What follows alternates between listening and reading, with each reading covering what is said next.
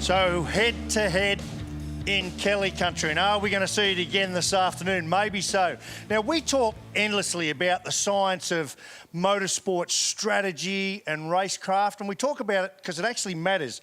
You saw these guys in an overtaking manoeuvre by Shane that might have just looked to you like an overtaking manoeuvre, but there's a lot more to it. So let's just break down what actually happened here. Now, while these guys were running around in that race just a little while ago, halfway or less than halfway through the race, Waters was about 0.7, 0.8 of a second ahead of Shane van Gisbergen. Neither of them had pitted, and that's what that gap kind of looks like. What is it, 50, 60 metres, whatever it might be?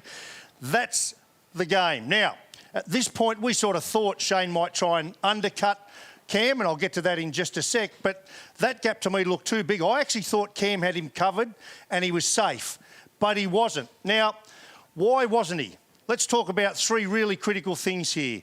I want to talk about the in-lap, the out-lap, the pit stop, and the undercut. So, first of all, we went and had a look at all of those things. Now, when I talk about the in-lap, the lap that you go in to do your pit stop, so we time that from the start-finish line, which is there, right around the circuit, all the way around, and we get a time to where you peel off the pits here, sorry, and there's a 40k sign about there. That's what we call the in-lap. Then there's what's called the out-lap. Now, the out-lap is when you do your pit stop and you come out on cold tyres, you get to the 40k sign, which is about there.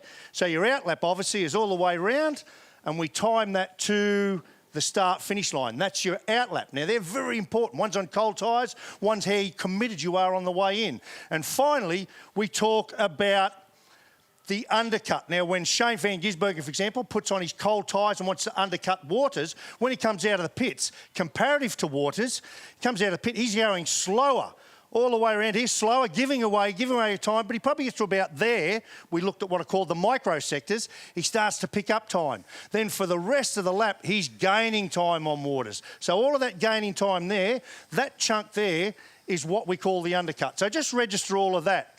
Now, when we go further, and we have a look at the vision of this. Let's first of all have a look at these two cars, right? So there's Waters about to come in. This is his in-lap up to the 40k sign. There's Shane in the background. So both of them, where you stop there, how late you brake, where you turn, how much you brake up to that 40k sign, bang, we stop them both on about the 40k sign. So not a lot in it there. Then we go further and we have a look at the pit stop.